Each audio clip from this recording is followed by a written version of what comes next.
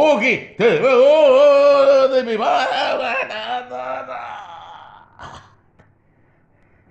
தேசத்தின் அரசியல்வாதிகள் அனைவரும் வேதனைப்படுவார்கள்.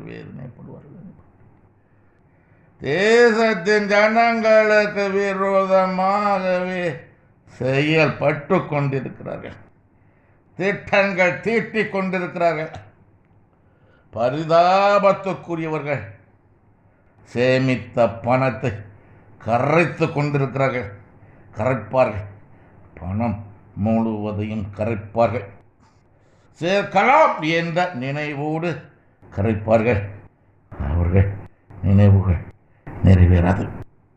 இதன் விளக்கம் என்னவென்றால், இத்தேசத்தின் அரசியல்வாதிகள் அனைவரும் வேதனைப்படுவார்கள். எல்லாரும் எல்லா கட்சியும் வேதனைப்படுறாங்க. உண்மையா இல்லையா? சரி, தேசத்தின் ஜனங்களுக்கு